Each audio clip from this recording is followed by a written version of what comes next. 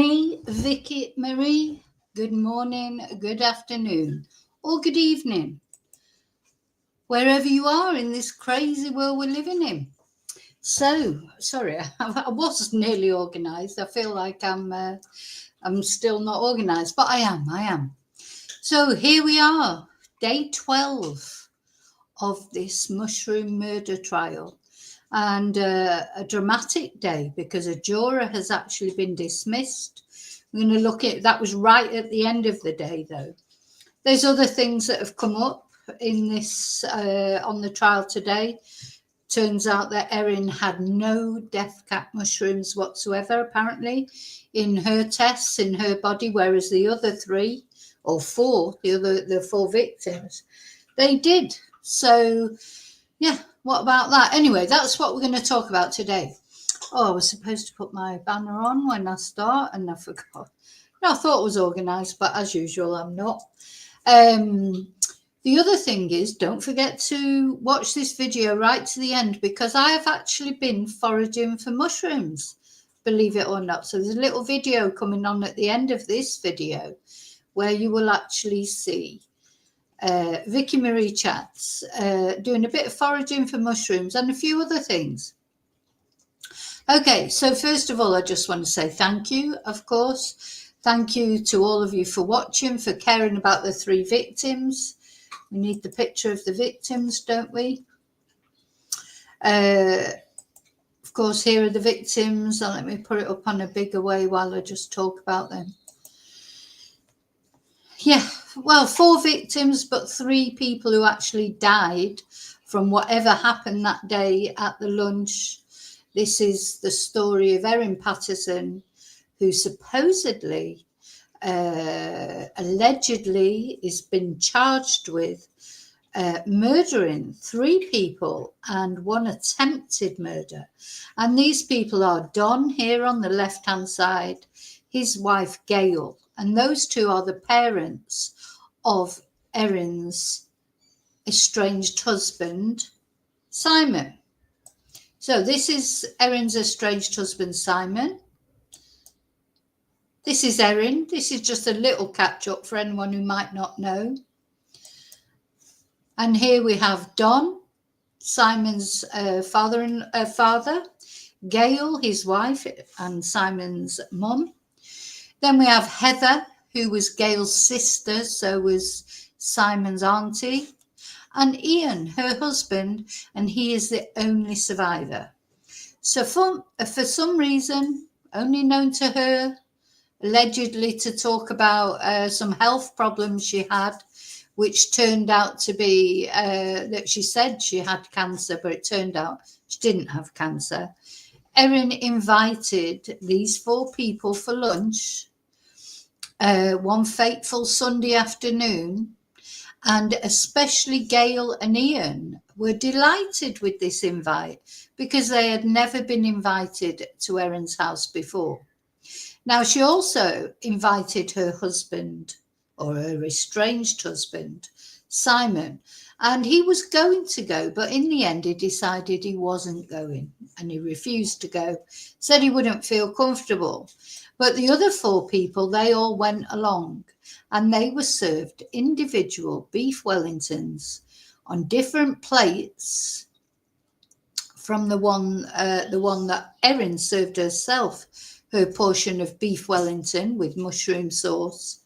And, you know, this was remarked upon, though they all said that it was delicious. Beef Wellington, mashed potato, vegetables. The other people that were invited to the lunch, they took the pudding along, which I think was like a fruit salad. All said it was delicious. And then very much later that day, because this was around 1 o'clock on the Sunday, it wasn't until that evening, late that evening, that they started displaying alarming symptoms. Vomiting, diarrhea, etc. All those symptoms that can be gastroenteritis, but also can be food poisoning. And then as time went on, these poor souls, these 3 people, took them a long time to die. You know, days. until in the end they went into a coma. Ian survived, but he went through hell, but he survived. Whereas Erin, the chef, the cook, the person that had made the beef Wellingtons, she just had, well, she said she had diarrhea. And she said she felt nauseous, but she discharged herself from hospital after 5 minutes, even though she'd been told that she may need a liver transplant. She was off home. She said she had things to sort out. Yes, she had to throw away a dehydrator. Anyway, it turns out, so without going into the whole thing that's happened so far, but Erin had been experimenting with a dehydrator. She had been putting powdered mushrooms, in her own admission, putting powdered mushrooms in everything, she said on a Facebook group. She said that she'd been even put it in her children's chocolate brownies, and you may wonder why. Why did she put it in her children's chocolate brownies? Anyway, she did. And that is her who admitted that. That is not speculation. That is actually Erin said in a Facebook group that she had done that. And then the other thing is her children, she gave them leftovers, she said, from the beef Wellingtons, but she scraped off the mushrooms. She was not concerned about her children's health at all. And it was only the hospital who said, look, your children need to go to be checked out. She didn't volunteer to go and take them to be checked out. And in the end, she reluctantly took them to be checked out. And they were fine, of course. She was fine. The children were fine. No evidence of deathcap mushrooms in her system, or her children's, I suppose. So where did the deathcap mushrooms come from? The test showed that the people that were affected were poisoned by deathcap mushrooms. And this is them. Yesterday we had a lot of, an intensive discussion from a mushroom expert about deathcap mushrooms, etc., and the difference between them and other mushrooms, and blah, de, blah, de, blah, de, blah, de, blah, which I'm still not sure what the purpose of that was for the defence. Now, actually, did I say that? I've forgotten now if I even said thank you to everyone, because I'm waffling. Somebody please put the waffle thing on. The waffle's beginning already. So, yeah, thank you. Thank you. That's the most important thing I want to say before we get going properly. Thank you to everyone for watching, for liking, for subscribing. Special thanks to my members. Tonight is Members Live. I'm trying to decide what we're going to do tonight. I thought we might do something like just totally fun, or we might talk about a case. Anyway, you let me know, you members out there, you let me know what you prefer. I think sometimes you don't really care what I talk about, because you just enjoy talking to each other more than you enjoy listening to me. But listen to me waffle, of course. So, yeah, thank you to those of you who sent me a Ko-fi, those of you who've PayPal'd me, super stickered me, sent me a nice email, left a nice message. Thank you so much. Okay, so, yeah, now what I wanted to just talk about briefly before we get going, as far as this case is concerned. So there was some, shock yesterday where people were saying, because one of the mushroom experts yesterday, not Funky John, the other one, she said there was no evidence of deathcap mushrooms, no visual evidence of deathcap mushrooms in the leftovers that she examined, both at home and in the laboratory.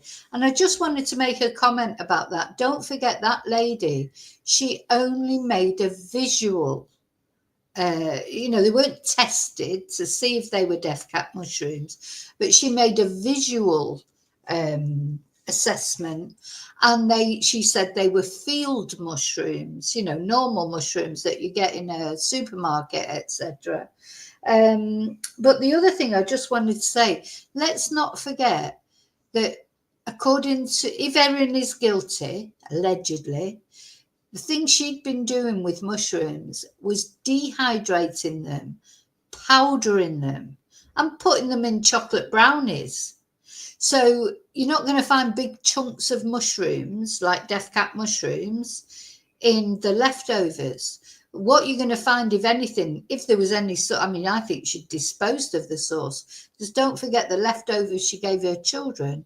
They had no sauce on them. She scraped off all the mushrooms. It was just meat in the pastry. So, I don't think that lady, that mushroom expert, will have been able to see deathcap mushrooms, because if Erin put deathcap mushrooms in those meals, it would have been powdered down and put in a sauce. Wouldn't have been chunks of deathcap mushrooms. She didn't put, a great big deathcap mushroom in there, or even a deathcap mushroom cubed.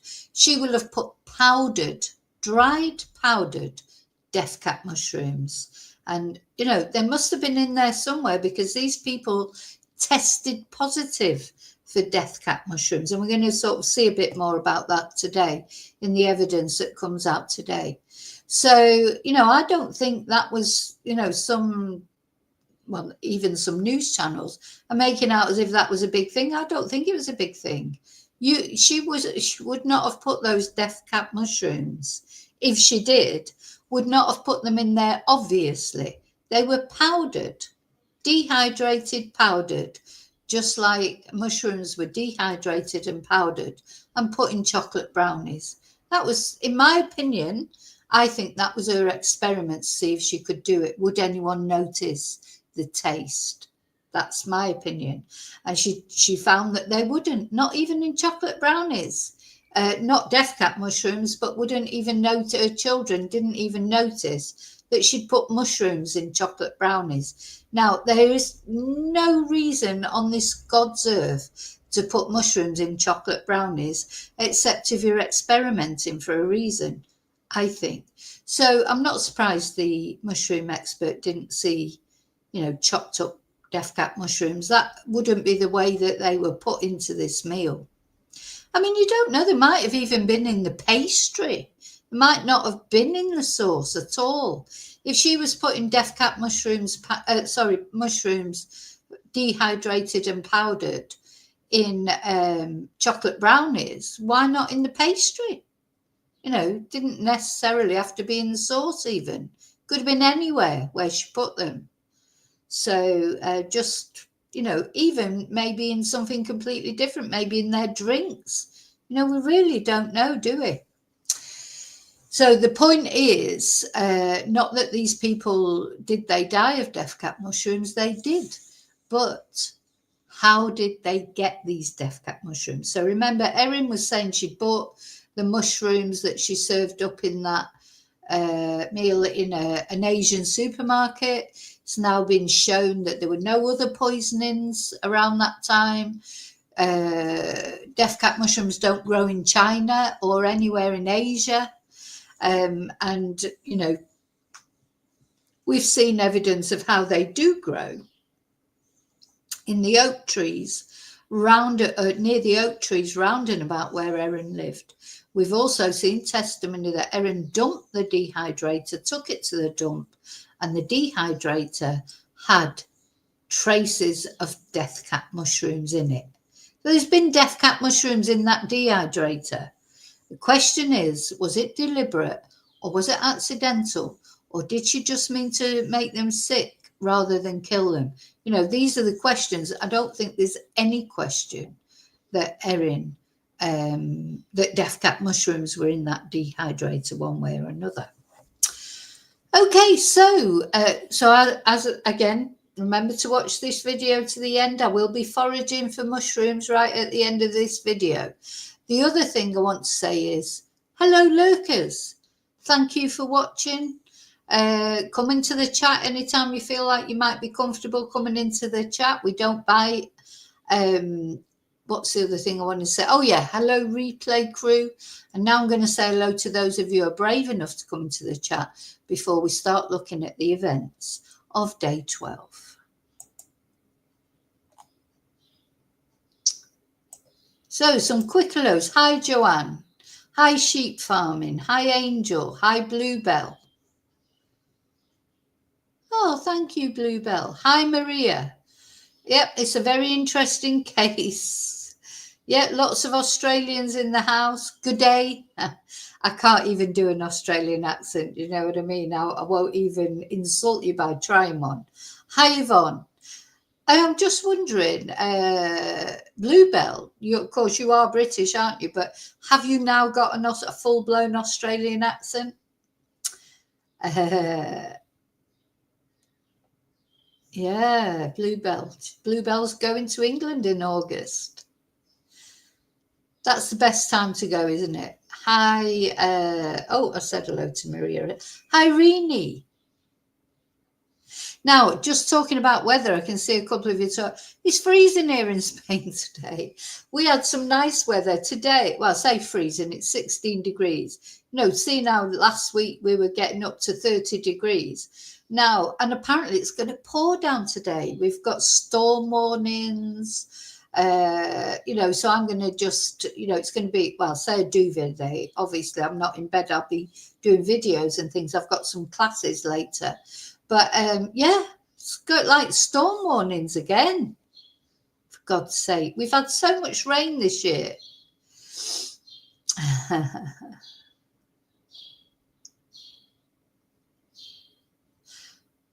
Sorry, I'm just everyone's chatting in there.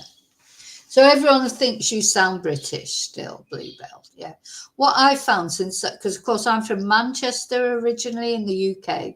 I then lived in Reading for 8 years and I then came to Spain. So I don't think I've got a strong accent, but of course, anyone from the South knows my accent is not from the South. But I've lost a lot of my accent. And since I've been in Spain, I'm mixed with all different people from all different parts of England, all different parts of the world. But it's funny, when I go back to Manchester, to my roots, people know straight away. Like, it's like, oh my God, I was in a kebab shop one night, like you are, after going out for a drink. And then, of course, it's the law, isn't it, to go for a kebab after. I mean, you can't go for a drink and not get a kebab after. Good. Thank God for immigrants. Otherwise, we wouldn't have kebabs, wouldn't have curry houses, would we? And kebabs. So I was in this kebab shop, like after the pub shut, like people do. And this guy started talking to me. And I started talking back to him, obviously, like you do when you've had a drink. And he went, his mouth just literally dropped open. And he just went, oh my God, where are you from? I mean, he said it in a Mancunian accent. He had like the Mancunian Kevin and Perry accent.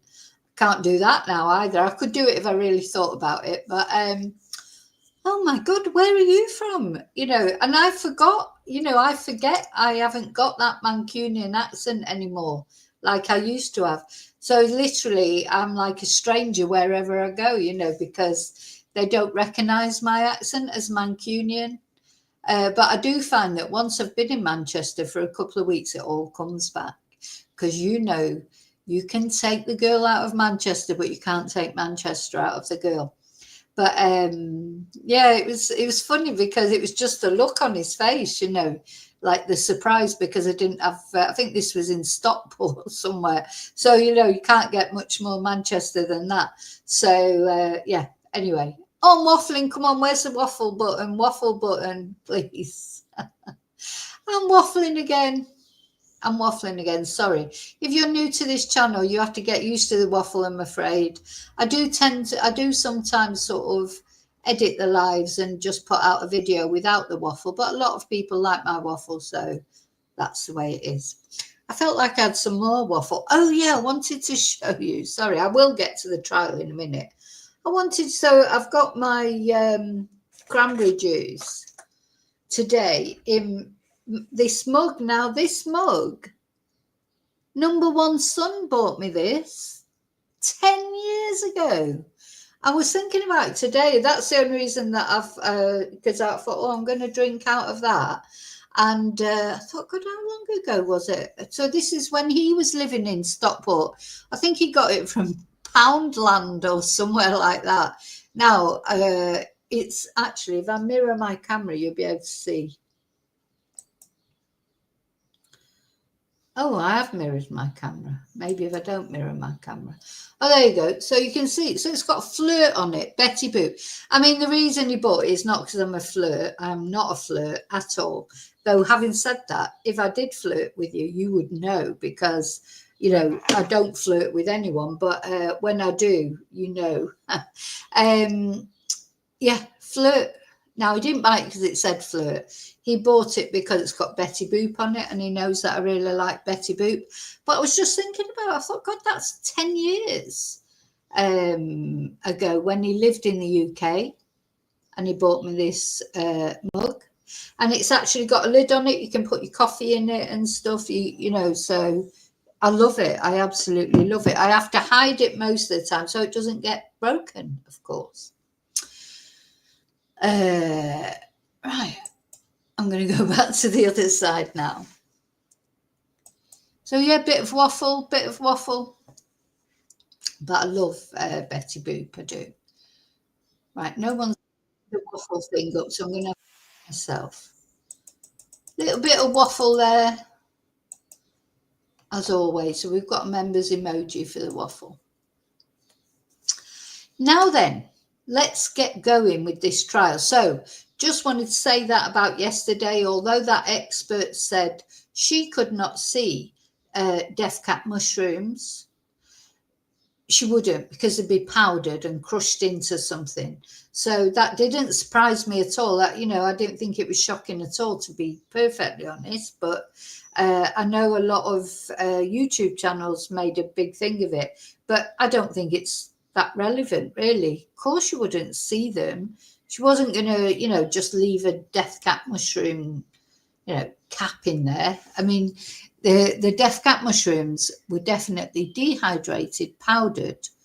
Whether she knew they were deathcap mushrooms or not, whatever mushrooms she used, the dried ones, they were powdered, dried, powdered, dehydrated, and put in something in the sauce, probably, is my guess. But okay, so let's see what happened today. So it's quite a sort of dramatic day, you know, finalizing with a juror actually being dismissed. So apparently it started with delays as well. So the thing is, we never get to know, do we, why jurors are dismissed. Maybe after the trial we'll get to know, but during the trial all we get to know is a juror's been dismissed. So they've been dismissed, so another one will have, one of the jury bank, you know, that they'll have, one of them will have been drafted in. So I'm just looking for my, got a little poof here that I put my feet on when I know I'm going to be a little while on a video. So yeah, when they vote in the jury, they vote in some extra ones, don't they? They have a bank of spare jurors, just in case, because anything could happen. Jurors could get ill, or like in this case, something's obviously happened. Maybe the juror has done something inappropriate, and the judge has dismissed them, so they need to fill that place. So I don't know if that was the reason for the delays this morning. But anyway, apparently after nearly an hour of delays, we are now ready to begin today's proceedings with our first witness, Katrina Cripps. And Katrina Cripps is a child protection practitioner with the government. I'm sorry, I'm going the wrong way. So just before I get into her testimony, I just want to make sure you're all okay. Yeah.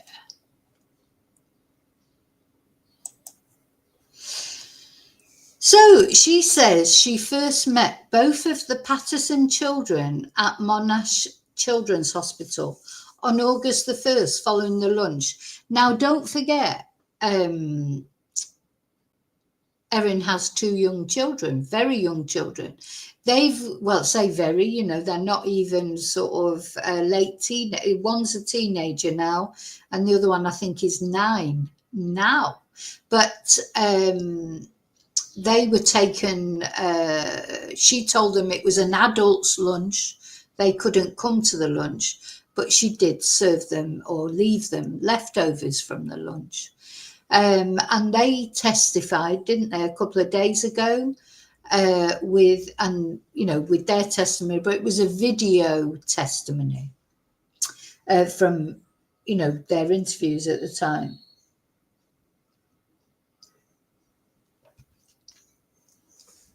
So she tells the court she also spoke with Erin Patterson for the first time that afternoon.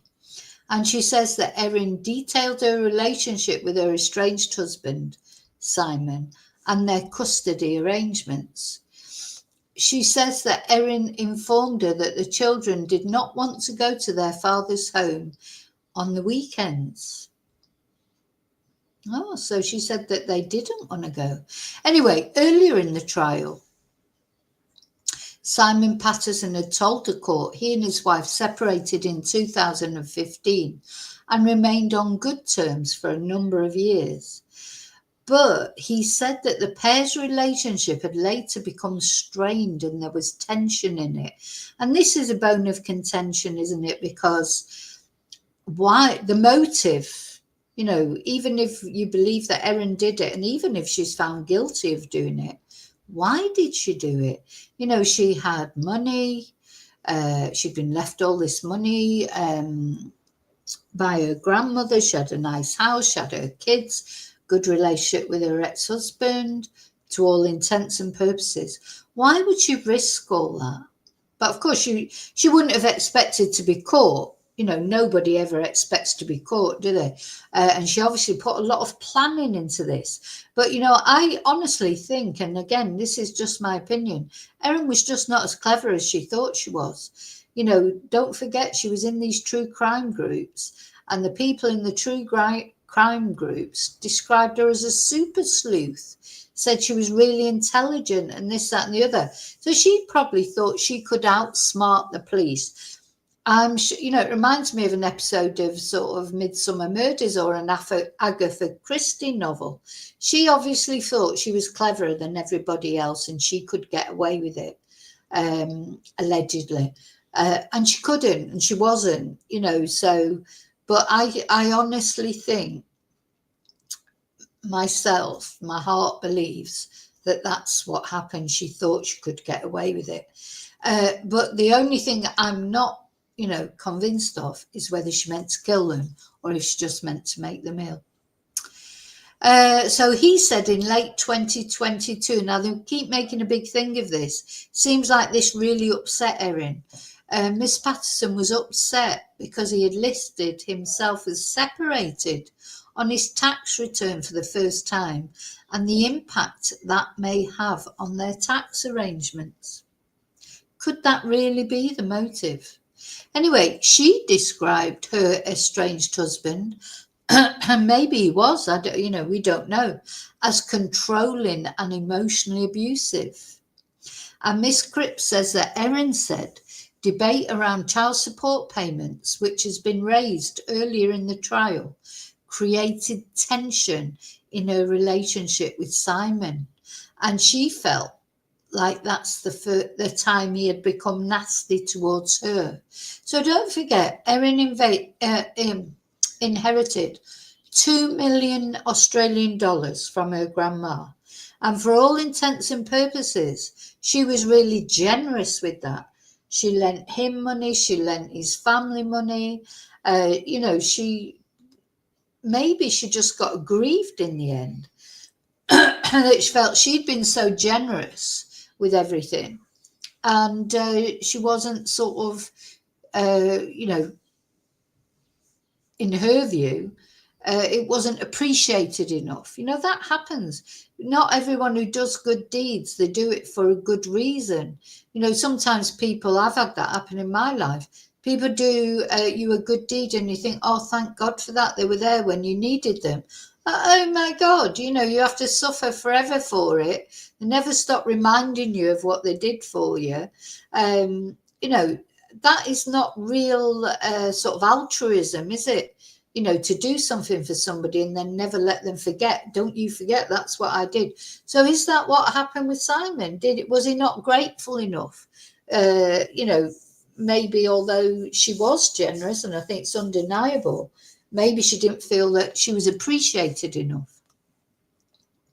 So Miss Cripps tells the court that Erin called Don and Gail the parents she hadn't had, and she had loved them very much. And she went on to tell Miss Cripps that she felt like Simon had been isolating her from his family in recent times. And she said that Erin told her Simon was controlling and emotionally abusive. Well, do you know what? He may have been. We don't know if he was or not. But why would she take it out on his parents? Anyway, she told the child protection worker about the beef Wellington lunch. Prosecutor Sarah Lenthal asked Miss Cripps what Erin Patterson told her about the lunch on the 29th of July. She told her she had prepared a beef Wellington, mashed potato, green beans and packet gravy. See, she could have put this stuff in the gravy. Did she have gravy? I wonder. She said that she'd found it in a recipe tin, and that a recipe tin eats cookbook, and she wanted to do something new and special. And Miss Cripps said that Erin told her she had bought the mushrooms from Woolworths and an Asian grocer, this poor Asian grocer, whoever it is. No, so don't forget, she said she'd bought the dried mushrooms from an Asian grocer, but she didn't remember, not only she didn't remember which shop it was, she didn't even remember the suburb or the area where she couldn't remember anything about the shop that she'd bought these dried mushrooms in. And she'd thrown away the packet. And it'd been quite a little while before that she'd bought them. What was the other thing she said? Yeah, she had no idea where it was. And she told Miss Cripps she had heard the combination of mushrooms would give the dish a nice flavour.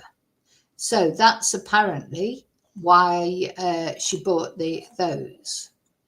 Hi, Amethyst. Hi, Daniel. Sorry, I always worry that I might miss somebody. And so if I've missed you coming in, don't forget to say hello again, and I will definitely say hello back. So, yeah, what do you think? So the child protection worker was told that the Patterson children ate the lunch leftovers. And Miss Cripps says that Erin reported that her children had eaten leftovers the following day. And Erin claimed she had scraped the mushrooms off the dish for the children.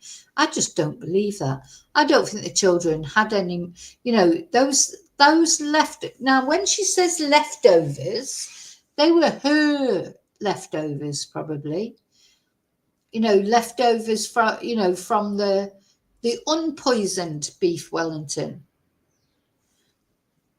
Anyway, she also told the court about Erin's reported illness. She said she'd started to feel unwell that evening. She was experiencing loose bowel moments. I mean, we are getting too much information, aren't we, about bowel movements and diarrhea and things, but hey.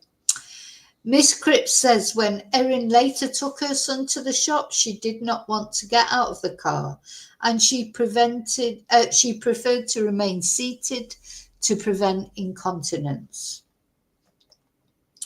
Miss Cripps says Erin said she had consented to have the meal leftovers collected from her bin. Listen, when Erin, right, this is my theory on what happened, and it is only my theory. When Erin discharged herself after 5 minutes at the hospital, that was because, I bet she was shocked to hear the word deathcap mushrooms mentioned. The words deathcap mushrooms mentioned. She discharged herself and said she would go back later, didn't she? Well, she went home and tidied up all the leftovers. I think that's what she did. She went home to sort everything out, make sure there was nothing incriminating left. And whatever leftovers that hospital ended up getting back, there weren't anything to do with deathcap mushrooms. She made sure of that. That's my opinion. So she consented to have the meal leftovers collected from her bin. Yeah, her meal leftovers. And Miss Lenthal then asked her if Erin had said how much of the meal she had eaten. She did not eat it all, Miss Cripps says. It's starting to make me think now, because if she dehydrated and powdered the mushrooms, they didn't have to even be in the beef Wellington. They could have been in the gravy, couldn't they? You get gravy granules, which seems like that's what you put in that powdered in their bit. You put in that powdered lethal mushroom concoction. Anyway, on August the 2nd, Miss Cripps said she spoke with Sally Ann Atkinson, a Department of Health official. Miss Atkinson told Miss Cripps she was having difficulty getting a hold of Erin and needed to speak with her to locate the Asian grocer where she had said she had bought the mushrooms. Erin's not answering her phone because she's too busy dumping the dehydrator and tidying up the leftovers. Miss Cripps said she was due to visit Erin's home for a pre-arranged visit and would ask her to return the department's calls. When she visited, Erin called the department back on speakerphone with Miss Cripps present for the call, and she said she saw Erin scrolling on her phone, attempting to trace the exact Asian grocery store she had bought the mushrooms, with Erin eventually saying she could not find any card transaction. So, yeah, that's the other thing. So they'll have, she's trying to worm her way out of this one. Most people pay by card nowadays, even for small transactions, don't they? It's unfortunately that's sort of what's happened, isn't it? We've talked about that before on this channel. We don't use cash like we used to. I very rarely, in my Spanish teaching job, I don't get paid in cash. Very rarely. Occasionally someone will come and pay me in cash, but most of it, obviously, they pay through the bank. That's just the way of the world now, isn't it? So if Erin was looking back on her, Erin was looking back on her phone to see if she could find the transaction where she bought the mushrooms, because of course there would be a card transaction, wouldn't there? An Asian supermarket, but she said she couldn't find it. She probably would have paid cash for a small transaction. Well, it won't have been that small, because those Chinese dried mushrooms, they're not cheap. They're bloody expensive. They're a delicacy. So, yeah, it's just all these things add up, don't they, to making you think she does tell porkies. Of course, the biggest porky that she told was telling everyone she had cancer when she actually didn't. So she told the workers she initially wanted to use mushrooms in a pasta dish. And Miss Cripps says that they discussed the dried bag of mushrooms she said she had obtained from an Asian grocer. She said she was initially going to use the mushrooms in a carbonara around April, but when she opened them, they had a very strong smell. So she explained a beef Wellington would be more suitable to use the mushrooms in, and she felt they would not be the primary flavour. She says she rehydrated them and she mixed them up with the mushrooms she got from Woolworths. And then Miss Cripps asked Erin if she had picked the mushrooms, but says Erin did not answer and was instead looking at her phone.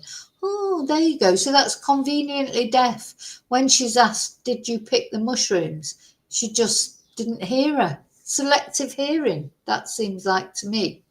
She's just looking at her phone.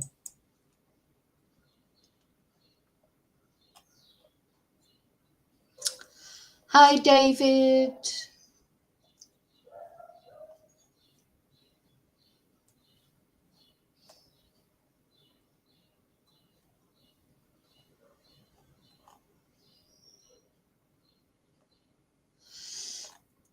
Sorry, did I say hello to Maria earlier? I think I did. Hi, Maria.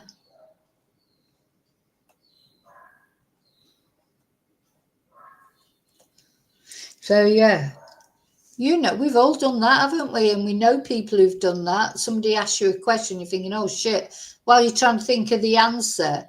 Oh, I'm just looking at my phone, or, oh, did you hear that out there? Or did that happen? That's quite a human thing to do, isn't it? When you'll give you time to think about what you're going to say. So she didn't answer. Then the court takes a break.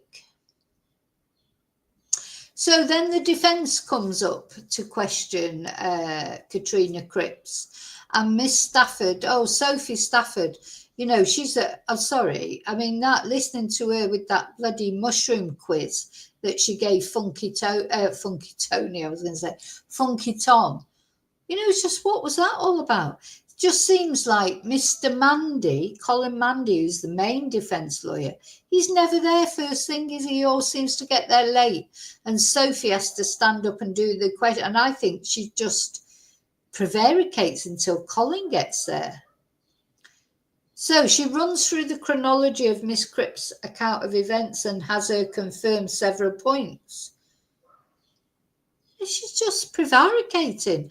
I'm surprised she didn't show her a load of mushrooms and get her to play Guess the Mushroom again. So the child support application, the Patterson's children's dislike of mushrooms, but acceptance of pastry, and the exact timing of Erin's reported diarrhea are again recapped. Yeah, Sophie does the recaps, doesn't she? So she's just there really to waste time until Colin Mandy gets there. So Miss Cripps tells the court that Erin first found out that Simon's parents were unwell on the Monday following the lunch. So don't forget, it took a long time for them to get ill. It was a day, really. These mushrooms work slowly, not quickly. So 2 conversations between Erin and Simon on the Sunday and Monday following the lunch are raised by the defence. Sophie suggests to Miss Cripps that Simon did not tell Erin how sick his parents, aunt and uncle were on the Sunday. And Miss Cripps says, you can suggest it, but I'm certain that it happened. It's possible, but I'm certain that I remember this correctly. They're pretty rubbish, the defence team, to be fair, I think. Anyway, Miss Cripps' earlier testimony that Erin told her she had not eaten her entire meal is raised. And Miss Stafford says, can I suggest that here and now you're not very clear about what Erin said? And Miss Cripps replies about how much she ate. That's correct. After being pressed by the defence, Miss Cripps agrees that Erin communicated she had eaten some of the lunch. Miss Stafford rereads. Yeah, see, she's prevaricated, isn't she? Rereads Miss Cripps' testimony that Erin told her that each lunch guest helped themselves to the lunch. Well, that isn't true, is it? Well, they may have done. She put the plates out. It wasn't like a big tray of beef Wellington and you put it in the middle of the table and, invite your guests to sort of, serve themselves. They were plated. It was plated individually. And the guests had the grey plates, remember? And Erin had the orange plate. And that's according to the testimony of the actual people that were there eating the lunch, even the ones that are now deceased. Because they lived for quite a few days, we do have their testimony as well as the testimony of Ian Wilkinson, who survived. So they did not help themselves to the lunch. They all helped themselves to a plate, but the plates were already plated up with the beef Wellington. So the defence then raises the visit that Miss Cripps made to Erin Patterson's home. And Miss Cripps confirms that Erin had become upset when discussing that she would lose her support network. She then again confirms that when asked directly whether she picked the mushrooms for the lunch, Erin did not answer the question. So that's twice that Erin does not answer the question, did you pick the mushrooms? Then we jump forward. to a phone conversation Miss Cripps had with Erin on August the 4th. You asked Erin if she had heard any updates regarding how people were, and Erin told you that she hadn't been told anything and she was finding this distressing. Yes. At this time, Miss Cripps says she was aware that Heather Wilkinson had died, but did not inform Erin due to welfare concerns, and she says it was not my place to. Oh, bless, poor Heather.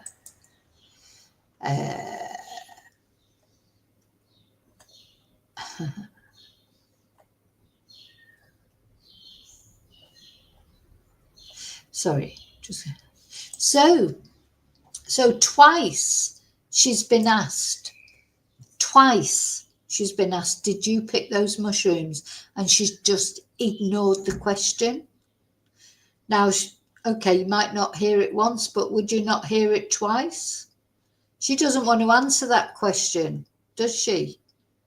She doesn't want to answer it. It's not because she hasn't heard it. She don't want to answer it. Anyway, Miss Cripps confirms that during this visit, Erin had mentioned she was scared about security and privacy and was considering changing her phone number. And that concluded questions from the defence. Then the prosecution came back up to cross-examine the witness.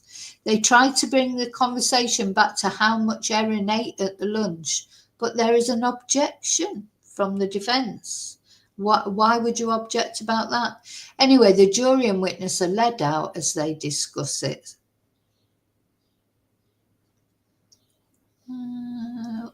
Where's the rest of it? Show more posts. So then they come back.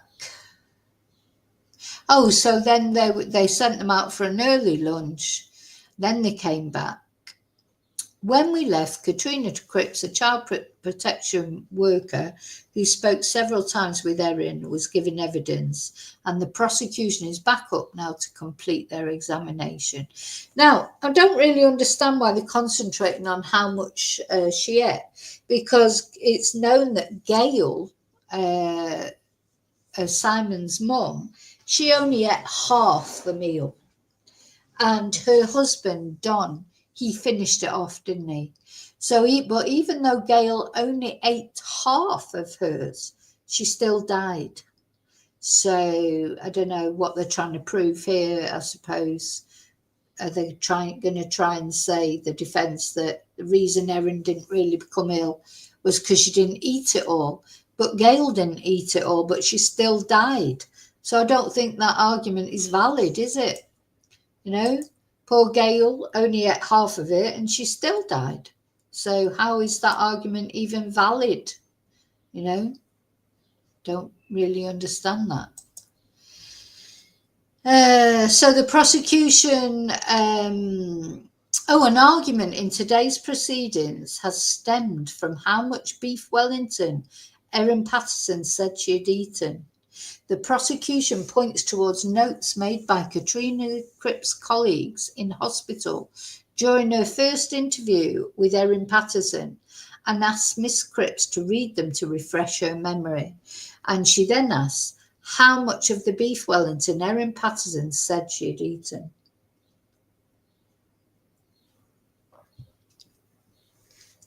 And Miss Cripps replies, half.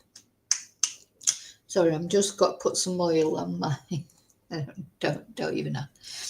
Half, Miss Cripps replies. She's then dismissed after that one-word answer and the next witness is called. So we've had a couple of mushroom experts, haven't we, on? Fungi experts. Now we're going to be hearing the testimony from the chief toxicologist. Oh my goodness. Dimitri Gerostamoulos is the next witness called to testify. He's the head of forensic science at the Victorian Institute of Forensic Medicine and is the state's chief toxicologist. He goes over his duties for the court and he tells the court he has consulted on hundreds of cases. So he says he is commonly asked to test for substances such as drugs and alcohol. However, when he is asked about deathcap mushrooms, he says these toxins are unusual and not routinely tested for. He says these poisons are outside that routine investigation. He lists the toxins found in deathcap mushrooms known as amatoxins.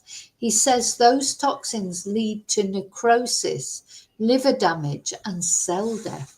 I mean, sounds awful, doesn't it? And the prosecution asks him how robust the toxins inside deathcap mushrooms are.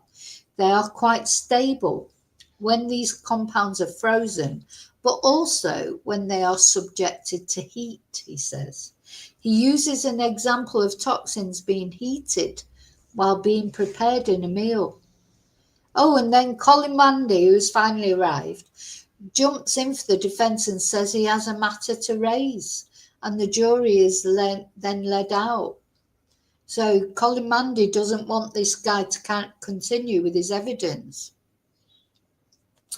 So when they come back, Dr. Gerostamalos, I'm so sorry.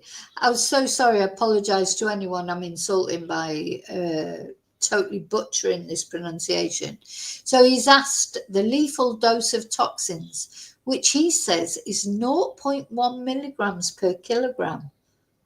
It's not a lot, is it? So for a 70 kilogram adult, it's about 3 tablespoons. He tells the court this is based off animal studies rather than humans for obvious reasons. Oh, he tested it probably on animals. Anyway, let's not get into that. The prosecutions ask about what happens when these deathcap toxins are ingested.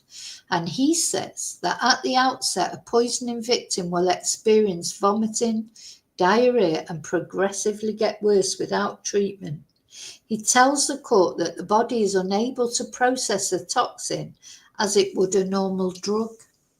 And the prosecution asks him about a term known as, here we go, enterohepatic recirculation, where a toxin is continually reabsorbed in the body.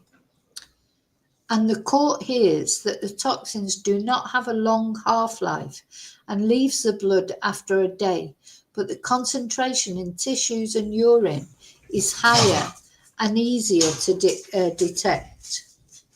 Dr. Gerostamalos says samples taken are matches against pure samples of the toxins.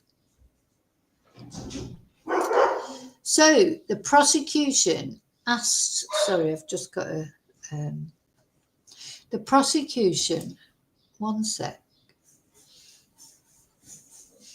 So don't forget as well, though, to watch this to the end, because I have been foraging for mushrooms. So you're going to see a nice video of me foraging for mushrooms.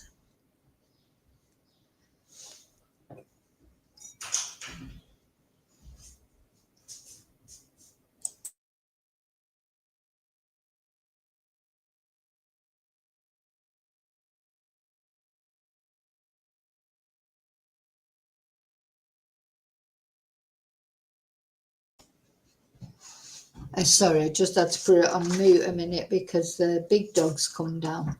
Okay, you should be able to hear me now. Let's see. Oh, hello. So the prosecution asks the doctor how difficult it is to detect amantanins, and he says it can be done reliably. So we move on to the case at hand, and the court hears that Dr. Gerostamalos received several samples for deathcap toxin testing. I'm going to call him the doctor from now on. Some of these samples were taken while the person was alive, while others were taken after the person had died. And the doctor says the most recently taken samples were tested immediately, as they served as the most reliable samples for the detection of toxins. Now, I think we're coming to a bit of the nitty-gritty here.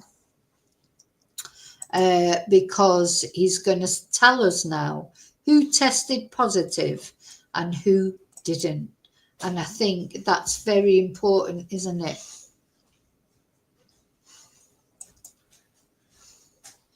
So he is asked about the tests conducted on samples of Donald Patterson's hair, blood, hair, stomach contents, liver and eye fluid. And the samples were taken both before and after his death and were tested for the deathcap toxins, alpha amanitin and beta amanitin. And a table of toxicology results are then shown to the court. The doctor runs down the different sections of the results. And under a column for alpha amanitin and beta amanitin, the table shows that the toxins were found in Donald Patterson's urine. So Donald, he was the first one to die, I think, was he? Or was he the last one to die? But he's the one that ate a whole, his beef Wellington, and also half of his wives, didn't he? Gail left half, and he ate that as well. So it was not detected in blood samples or any of the post-mortem samples. And he says that the toxins are quickly eliminated from blood, and that if a sample is not taken within 24 to 30 hours, it's very unlikely that they will be detected, but it remains in the urine until the urine leaves the body.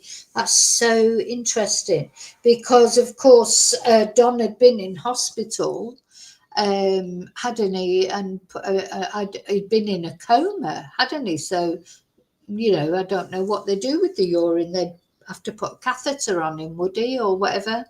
Anyway, so they found that he was positive for this this toxin, but only in his urine and not in his blood. But he explained why that might be.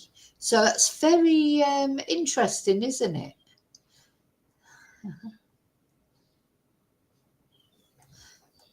All right. Everyone's putting, so apparently it's international. Oh, it was International Chihuahua Day. Yeah, we've got a Chihuahua. Well, the members have got a Chihuahua there. 3 cheers for all Chihuahuas. But not the Chihuahua on my street. No, that makes my dogs bark. No. Anyway, sorry. Right. I'm not going to waffle. So the doctor explained the disparity in results between ante-mortem and post-mortem samples, meaning the samples taken before Don's death and after his death. So he said the post-mortem specimens were collected on the 8th of August 2023, which is almost a week after the ante-mortem samples were collected. And he said that toxins were also not detected in hair for similar reasons.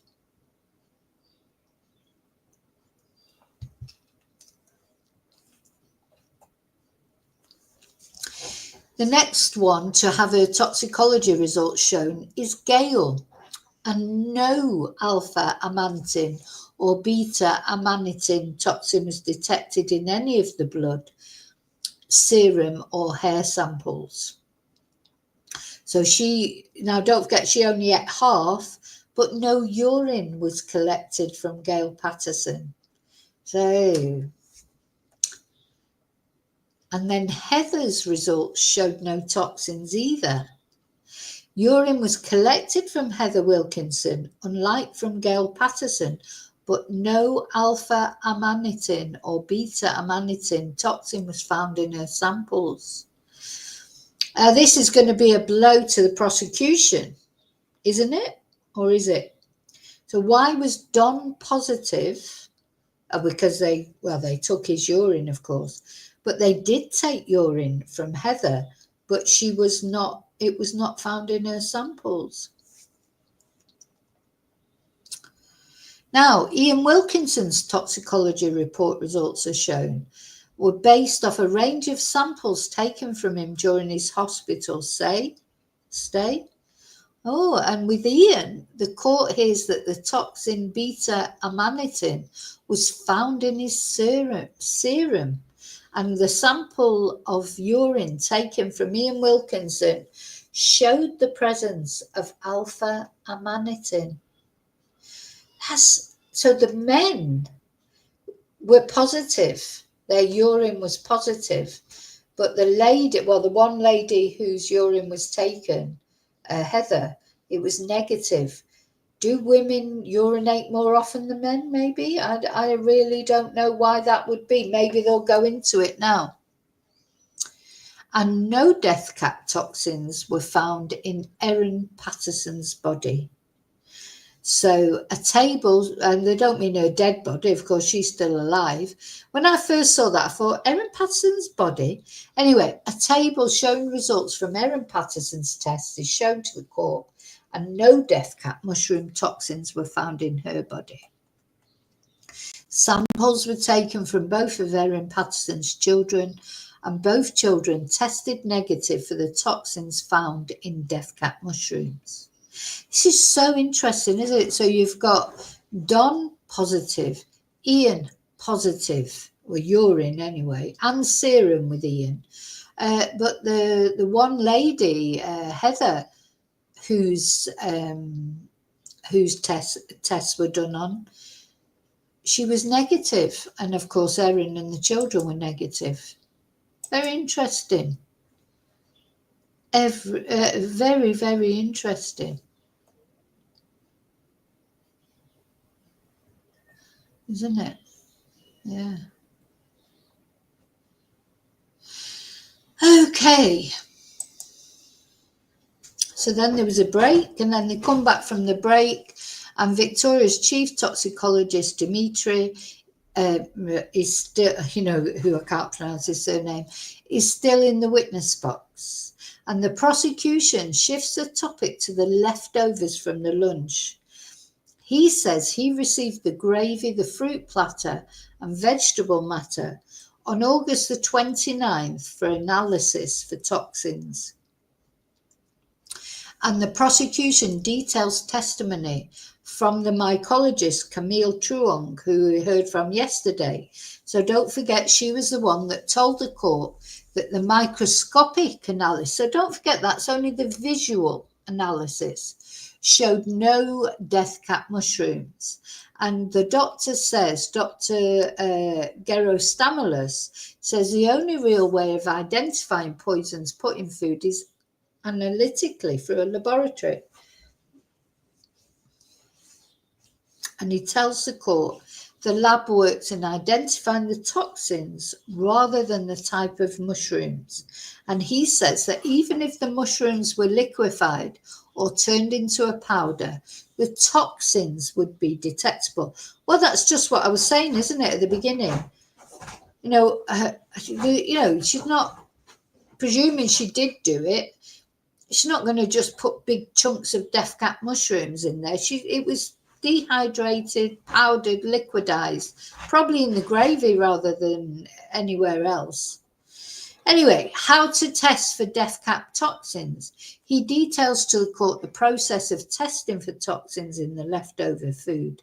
He says a solvent such as methanol is added to the leftover food in an effort to remove any toxins present. The solvent mixture is then left for up to 3 hours. Then the liquid is concentrated and measured with a highly sensitive instrument. And the court is shown pictures of the month-old food samples undertaken by the Victorian Institute of Forensic Medicine Lab. Prosecutor Sarah Lenthal says there will be 17 photos tendered as part of this exhibit. The first photo is the food samples inside blue plastic bags, which are each said to contain 2 pastry parcels. The second photo is the samples themselves. They show crusted pastry and some brown filling. And the third photo shows small sample containers with small pieces of pastry and chopped mushrooms inside.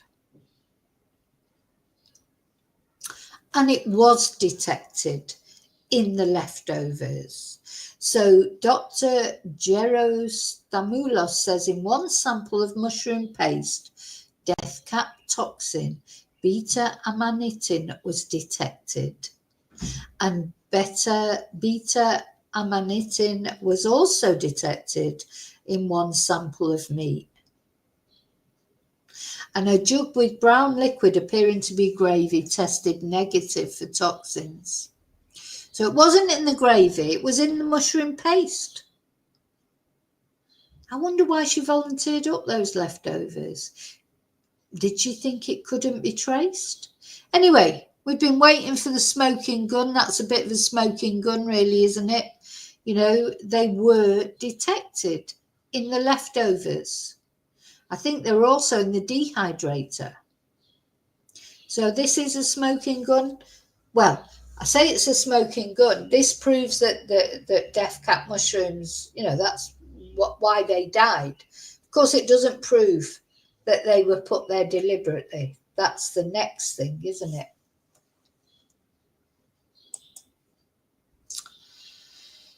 Samples of vegetable matter from the dehydrator dumped by Erin Patterson were then tested. And the doctor says several samples from the dehydrator tested positive for both alpha and beta amanitin. Now, there you go. You know, that is there you've got the smoking gun as far as the fact of what they died of is concerned. You know,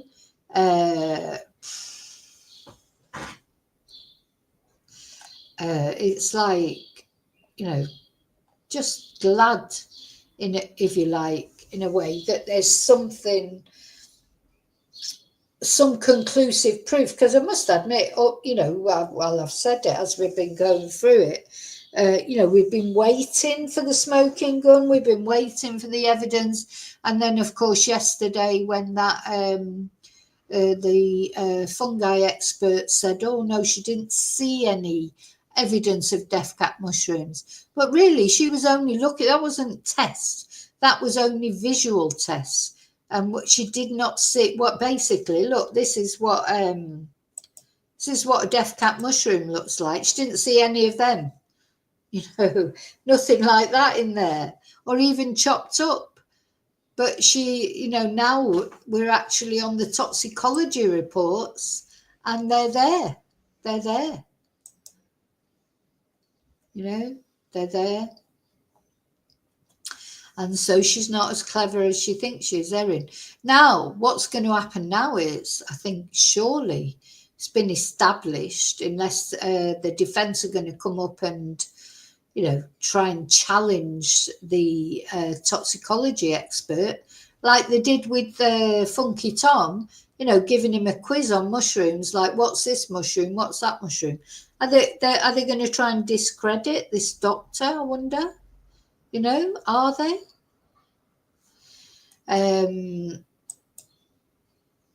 Yeah. So that's it. The prosecution finishes its questioning. The defence says there's not enough time left in the day for it to make a start.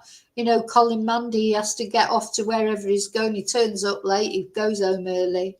And Justice Beale adjourns the court for the day, and we'll hear more from Dr. Gerostamoulos tomorrow.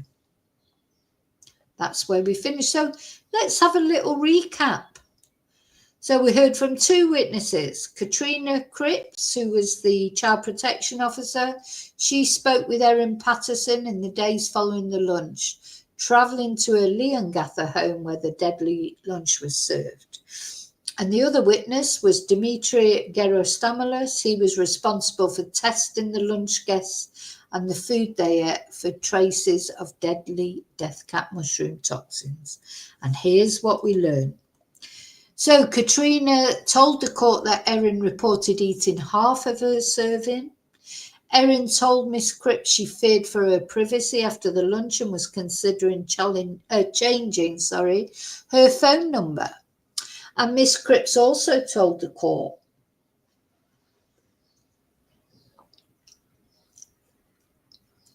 that Erin said the recipe for beef Wellington came from a Recipe Tin Eats cookbook. I bet it didn't have deathcap mushrooms in it. Donald Patterson and Ian Wilkinson tested positive for deathcap toxins with alpha and beta amanitin found in their urine samples. Heather and Gail tested negative for toxins. Erin and her 2 children all tested negative, and both leftover residue from Erin Patterson's dehydrator and mushroom paste leftovers from the lunch tested positive for deathcap mushroom toxins. So there you go. That is this what Erin's going to say? That, yeah, well, but it's all going to come down to where she got the mushrooms from, isn't it? You know, was it this Asian supermarket? She doesn't have a credit card evidence of buying. She says she must have paid in cash. She can't remember which Asian supermarket it was. She can't remember what area it was in. Nobody else was reported as being ill. These deathcap mushrooms don't grow in Asia anyway. You know, so... Well, David, my opinion hasn't changed right from the beginning, because I know it sounds awful, but I always do think that once it even comes to trial, guilty is the likely explanation, just for the simple reason for the police, wherever, whichever country they're in, to manage to get a case to trial, they've had to, you know, they haven't just taken, you know, can't just take anyone to trial, can you, and say, oh, we think you did it. They've got to run it through the DA. If you're in America, it's, is it the DA? They've got to run it through. In Britain, it's the Crown Prosecution Service. Don't know who it is in Australia. It's probably similar to the British model. You know, so to even get to court, there's got to be enough evidence in a way to secure a prosecution. They then have got to present that in a way that they can persuade a jury, you know. So they've already persuaded whoever their prosecution agency is in their country. What they've then got to do is persuade a jury. So I'm always leaning more in the sense of guilty when the trial starts than not guilty, because I do feel that just to get a case to trial, there's got to be enough evidence to prosecute. And then, of course, you have to sit and watch the evidence, and then it depends what the defence do with it. You know, sometimes defence lawyers are really good and they manage to challenge that evidence that the prosecutors thought was sufficient. I don't think that's the case here. I don't think the defence has done anything at all that has made me change my mind, and I'm sure you'll all give me your opinions on it as well.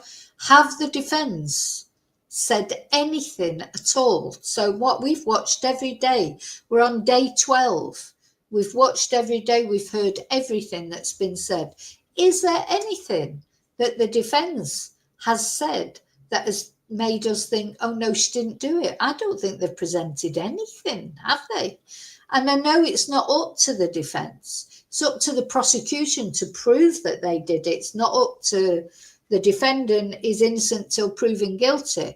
I know that, but I don't think the defence, you know, I think the prosecution, put it this way, has made a much better job than the defence so far. And today I think has been quite crucial because, you know, yeah, there was maybe the first week, 2 weeks as they were laying the groundwork. It was like, well, you know, where's the evidence? Where's the smoking gun? Now I think we've got the smoking gun because they, you know, Ian and Don tested positive. How have they tested positive for toxins? You know, where's that come from? That just doesn't get in your urine for nothing. Now, the ladies didn't, or at least one of them whose urine was tested, did not test positive. So you could say that casts a little doubt. But she only ate half of the meal, didn't she? And her husband finished it off. And then, oh no, that was the one whose urine wasn't even tested. So, you know, I just feel that my initial sort of instinct that she probably is guilty, because otherwise she would never have been brought to trial. You know, I think there's a 95% that somebody is guilty if they get brought to trial. In my eyes, there's always another 5%. There might not be, and there are miscarriages of justice occasionally. But yeah, there's many things with Erin. There's the lying about having cancer. There's the throwing away the dehydrator. Inviting two people to lunch who she'd never invited to lunch before. The only problem I have with it, and I'm sure we're all the same, is why did she do it? I don't get it. But, you know, people don't always need a reason. You know, some people just do mad things for absolutely no reason. I don't understand why she did it, because it seems like she had a comfortable life. She's got money, she's got her kids, she's got a nice house, she's got a half-decent relationship with her ex-husband. I don't understand why she did it, but I do think she did it. And I think, you know, let's not forget that Erin was really into true crime. So I think that Erin, the super sleuth, I think she thought she could get away with it. I really do think she did think that, that she thought she could do it. Now, I'm not 100% certain that she intended to kill them. That would, you know, if I was her defence team now, I'd be saying to her, look, the evidence is overwhelming. It's obvious you did it. But what we've got to prove is either it went in there by accident or you didn't mean to kill them. You know, for whatever reason, you just meant to give them a scare, make them feel ill. I don't know. It's like payback. And like somebody was saying earlier in the chat, she tried to kill Ian before, but they dropped those charges, haven't they? I think why the prosecution dropped the charges against Erin for attempting to murder her husband before, because he'd been ill before after eating with Erin, and it's thought that she had tried to kill him before. Don't forget, she did invite him to this lunch trial. No wonder he didn't go. But I think the reason they dropped those charges is they didn't want them affected. They thought they had enough evidence for these charges, for killing these 3 people and severely, you know, making Ian very ill, attempted to kill him. They thought they had enough there. So there's no they can always bring those charges against for attempted murder against Ian. They can bring those later. You know, they wanted to concentrate in this case on these charges. And I don't blame them, because this is, you know, one day, one specific day where it happened, whereas it gets complicated then. And I think as well, to persuade a jury, you know, because the prosecution's job is to prosecute, and the prosecution's job is to secure a conviction.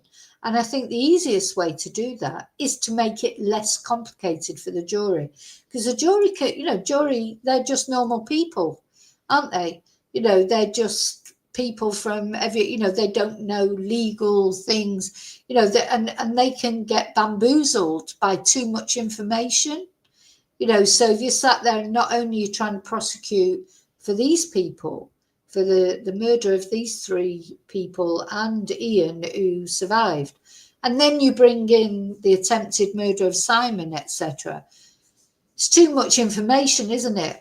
But I'm sure that if Erin is found guilty, or even if she's not found guilty, though that case against her for attempting to kill Simon you know, it's not gone forever. It's been dropped for now.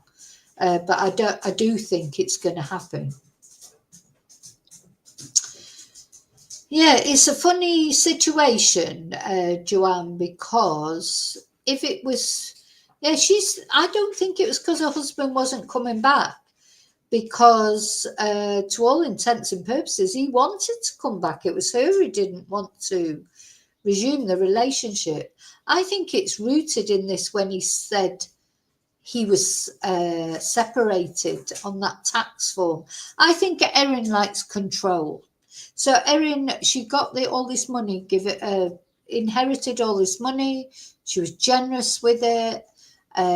You know, as I say, I've seen this kind of thing happen before with people I've known.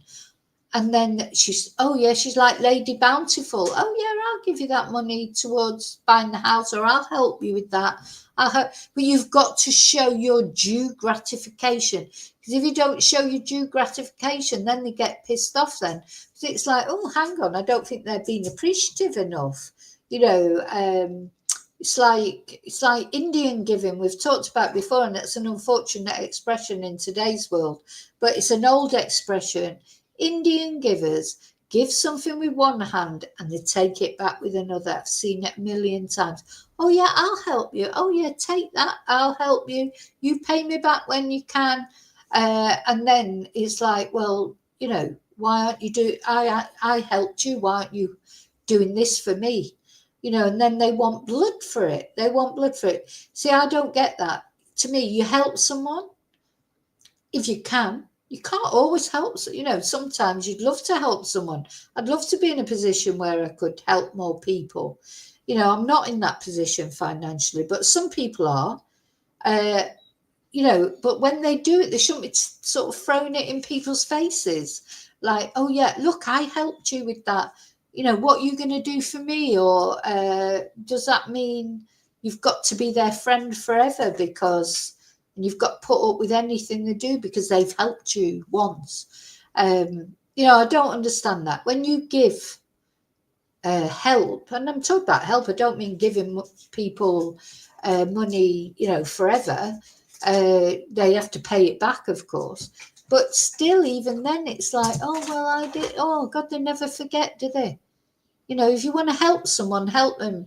And if you don't. But don't help people and then throw it back in their face, because it, apart from anything, it makes them feel like shit.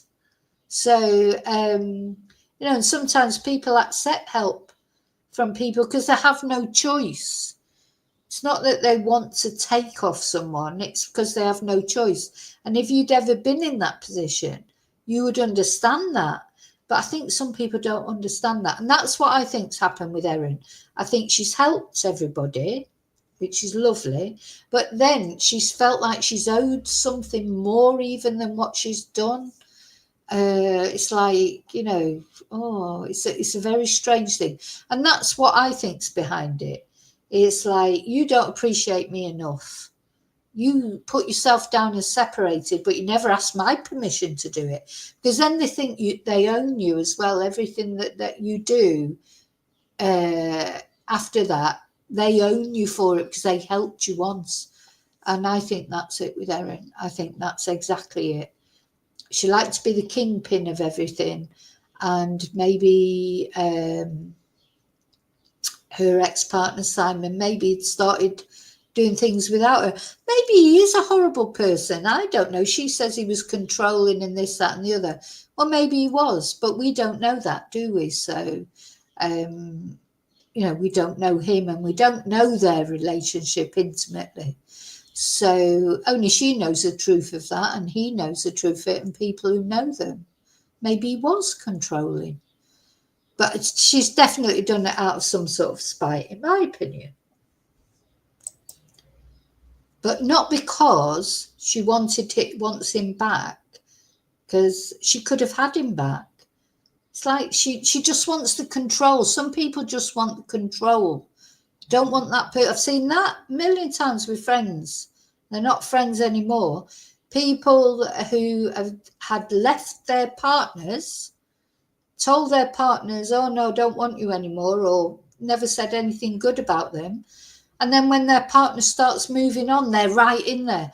Oh no, but I didn't want you to move away from me. You know, I decide.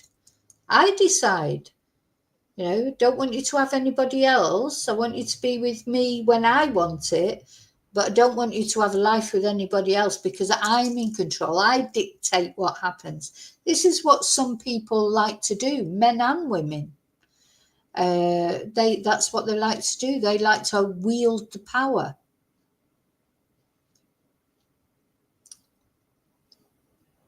Oh, she ended the marriage, Joanne. She ended the marriage. Wasn't him, it was her. She wanted to split up. You know, he didn't go to the lunch probably because he thought she would poison him. I don't know. She tried to poison him a couple of times before, but I don't know. Exactly, Angel. You know, if somebody wants to help you by lending you money, then, you know, they should just appreciate you just needed it at that time. Nobody wants to lend money or you know, everybody would rather be independent, but sometimes you just don't have a choice. You don't have a choice. And unfortunately, some people out there, they think that just because they've lent you some money, that means they own you or whatever, or owns, you know, that to me is not genuine altruism. And that's what I think Erin is. I think she's, you know, oh yeah, I'll lend you that money, I'll do this. And then afterwards it's like, oh, well, you're not appreciating me enough.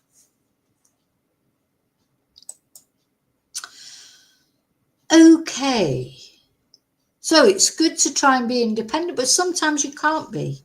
You know, sometimes things happen. It's happened to me, you know, in my life various times. Sometimes life just becomes overwhelming and you do need help. But now I try not to sort of ask for help, because once you ask for help, you do make yourself vulnerable. I prefer helping other people. I wish, you know, I feel like, God, if I was Elon Musk, I wouldn't be sending rockets up to the moon that, you know, just total waste of money and being an absolute twonk. I'd try and help people who really needed it. Hey, Claire. Actually, Claire, you're just here at the right time. So we've listened to everything that's happening, that happened on trial day 12. We've been through it. We've looked at a little summary of it. And now what we're going to do, and Claire will appreciate this. So we're going to look at a little video now of Vicky Marie going foraging for mushrooms. Are you ready for this? Actually, there's a mixture of different things. So it's Vicky Marie chats, foraging for mushrooms, sitting up on the roof terrace, sitting in the garden, and hanging out with cats. Let's have a look. I hope you enjoy it.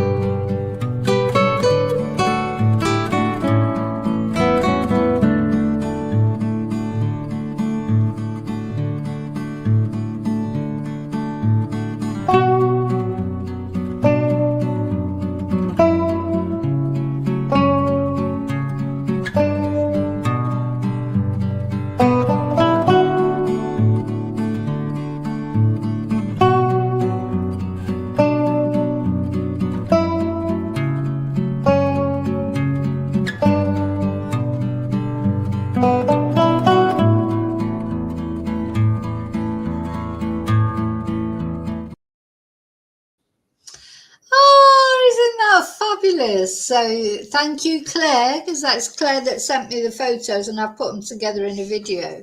And it's so good. That's the only way you'll see me foraging for mushrooms. Let's put it that way. I might, next time I'm out in the campo with the dogs, I might take some photos. If I see any mushrooms, I would definitely take some photos, but I won't be bringing any home to eat. I don't know if you noticed, but I'm going to show it again in a minute. But in that bit where there was like a video of the mushrooms, there were insects all over them. This is what I was like, why would you go out foraging for mushrooms? And then someone left me a very nice comment. They might be watching now. Saying that when they grew up in Poland, it's a big thing that they do in Poland, apparently, go foraging for mushrooms. It's like a family thing that they do, and they take them home and eat them, but they obviously know a bit about the mushrooms that they're collecting. I don't know I don't think they do it in Spain. I honestly don't. I'll tell you something they do in Spain is they go out collecting snails, because there's a time of the year when there's a lot of snails, and snails is a big thing in Spain, caracoles. So, and people go out and pick them. And I don't know if you've ever had snails. I've had them once. They were all right. Thing is, snails don't have a taste in themselves, really. They just taste like cockles or something. But what makes them, it's the sauce that they're in. You put anything in a garlic sauce or a tomatoey, garlicky, herby sauce, it's going to taste nice, isn't it? And the only reason I ended up having caracoles one night, because one of my sisters was here for a holiday and we went to a Spanish restaurant. I said, I want to eat something typically Spanish, just something typically Spanish. And she's looking on the menu. She goes, I'm going to have snails. And I said, you won't like them. So this sister of mine, she's one of those people that whenever you go to a restaurant, whatever you order, she'll say, I wish I would have ordered that and want to sort of have some of yours. And I don't share food. So it's like, I'm like Joey off Friends. It's like, no, you order what you want. I'll order what I want. I don't share food. That's just the way I am. So anyway, we're in this Spanish restaurant. I'm waffling. Put me the waffle emoji again, because I'm waffling. I'm going to have a little waffle. So I said to you, you won't like them. You won't like those snails. I will. I definitely will like them. So, of course, out the cage, she goes, don't like them. So we ended up swapping starters, and I had the snails just because, you can't send things back when someone's ordered snails and then they just don't like the look of them. When, everyone knows what snails look like. Anyway, they were all right because they were in a nice sauce, but I've never had them again. I mean, this was probably 15 years ago. I won't be having them again. But Spanish people do go out. There's a time of the year when these snails are everywhere in the campo, and they go out and collect them. And I suppose they go home and cook with them. So I forgot why I started saying that in the first place. So yeah, if I'm ever out in the campo and I see any mushrooms or anything, I will take some photos of them, but I won't be bringing them home to cook them. Let's just have another look at the, yeah, isn't it annoying? Just order what you want. Don't ask me for what I want. And I have done that. I've done that with a couple of friends, actually, that I think somebody said, yeah, I'll order the same. Or the other thing that I do, I wait and see what they order before I decide what I order, because with certain people, you just know they're going to want what you have. So I make sure I order something that they wouldn't dream of having. So then they're not going to say to me, can I just have a little bit of that? I know it's horrible, but do you know what? We're all different. You just have to accept it. Some people don't like sharing food. Some people love sharing food. I don't. So I don't want your food. I don't want their, I don't want a bit of anybody else's. Just want whatever I order. Thank you. Okay, let's have one more look at that video, because I love it. I do love it.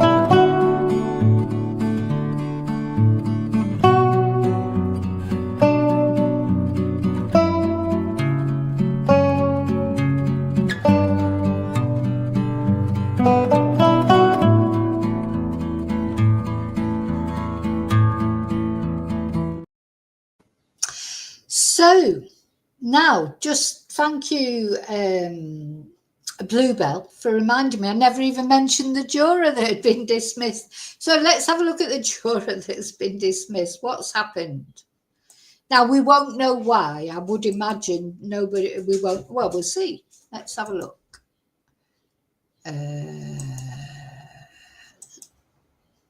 Yeah, we never even got around to that.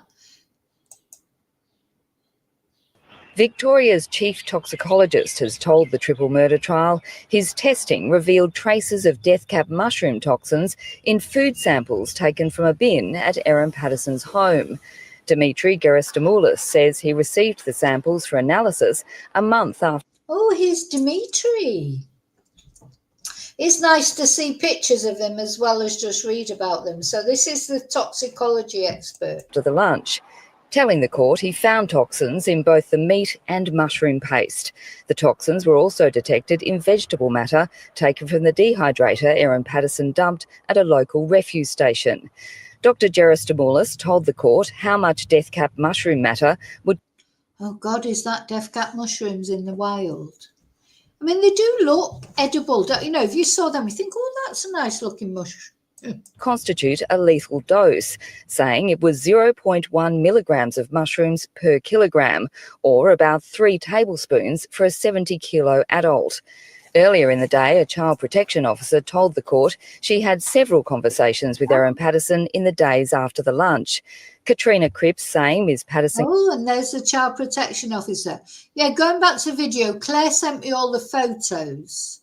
She sent me all the photos of Vicky Marie chats with the mushrooms, etc., and I put it into a video, and put the music on. But I love it. And complained that her estranged husband, Simon Patterson, had recently become nasty towards her. He was at times controlling and emotionally abusive, and that he would say things to her that would make her question herself as a mother. Ms. Cripps said Ms. Patterson described Don and Gail Patterson as the parents she never had, and feared her ex-husband was trying to isolate her from the rest of the family.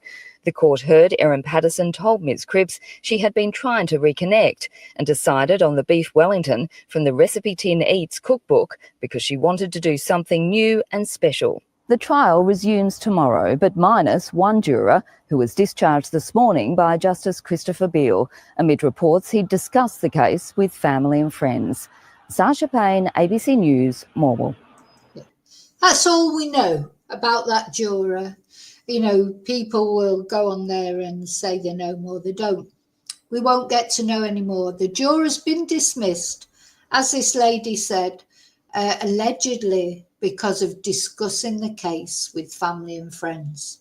And they're not allowed to do that, are they? So I think, yeah.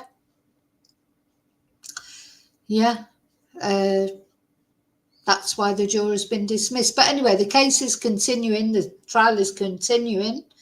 And there'll be a new juror then to replace that juror tomorrow. So, yeah. Oh, and going back to that video, look at that. Did you see those cats? So there's the little black and white cat and the Siamese cat. What did he call it? A Ragamese. Yeah, I don't know. I love cats. I can't have cats. Because of the German Shepherd, and she would eat any cat we had in this house.